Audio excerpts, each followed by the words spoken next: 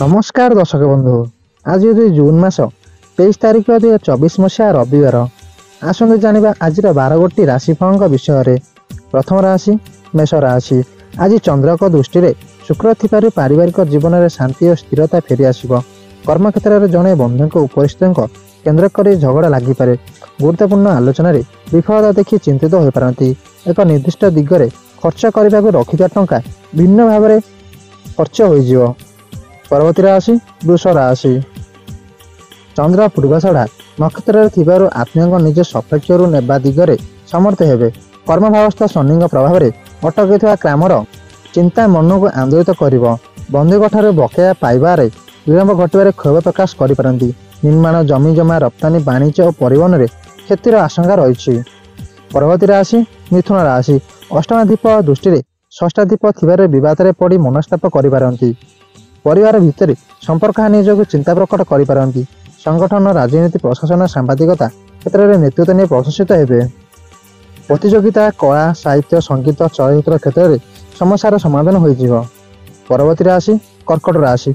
अनुकूल ग्रह स्थिति उपरिस्थ प्रिय भाजन हेबे एवं सहकर्मी समातर करेंगे। व्यवसाय गवेषणा अनुसंधान आदि काम सफलता पाइबे। सतर्कता अभाव अश्लेषा नक्षत्र अर्थहानि आशंका देखादेव। समाज समिति में मर्थघातक जनित कौन सिद्धांतर निष्कर्ष बाहरी पार नहीं। परवर्ती राशि सिंह राशि।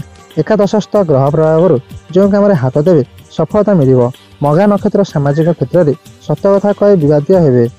सांस्कृतिक कार्यक्रम साहित्य कला क्रीड़ा और वैषयिक क्षेत्र प्रशंसा मिल।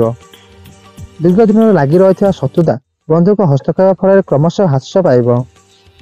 परवर्ती राशि कन्या राशि। प्रतिबंधक लगी रही कौन कम अटक ना।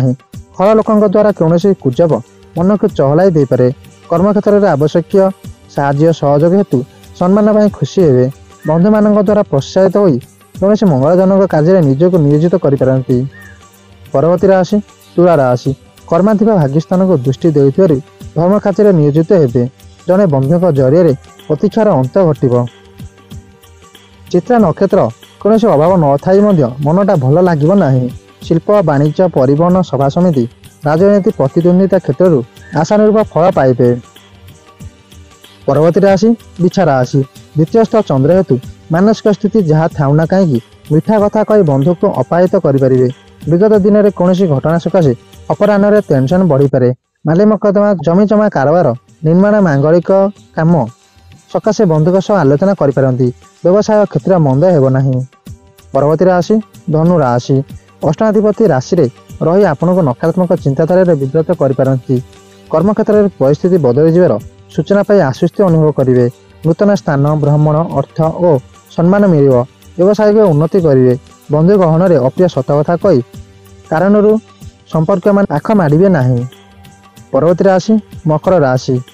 बृहस्पति और मंगल शुभ स्थिति पारिवारिक स्थिति भल रहा। संतान हेतु गौरवान्वित हेबे।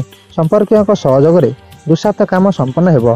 संपर्क को भल पाइबा केन्द्र कर समस्या देखा देवार सूचना रही। स्वार्थ साधन क्षीण आशा को नहीं निकट संपर्क पाख मारे ना।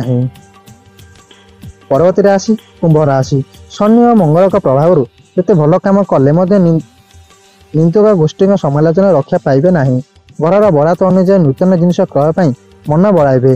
प्रतियोगिता प्रतिद्वंदिता माली मकदमा सपक्ष जाई न पारे।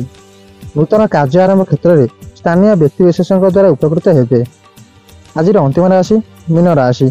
मुख्य भाव में कुरुग्रह मंगल हेतु आपण भाषा कठोरता अन्य को आघात दे पारे। मन जेपरी चाहूँगी आज ता पाइबारे कौन असुविधा रहिबो नाही। बंधुक निकट में बहुत दिन है बाकी पड़ता अर्थ आदाय कर सक्षम हेबे। विवादीय घटना टिकिए जटिल आड़ गति करें किंतु विशेष किसी असुविधा हेब नाही। या आज 12 गोटी राशिफल विषय। आपण दिन शुभमय हो। जय जगन्नाथ। आपने जदि ए चैनल नुआ अच्छा वीडियो को लाइक करी चैनल को सब्सक्राइब करी नोटिफिकेशन को ऑन करी ऑल सेट कर दियंतु। जय जगन्नाथ।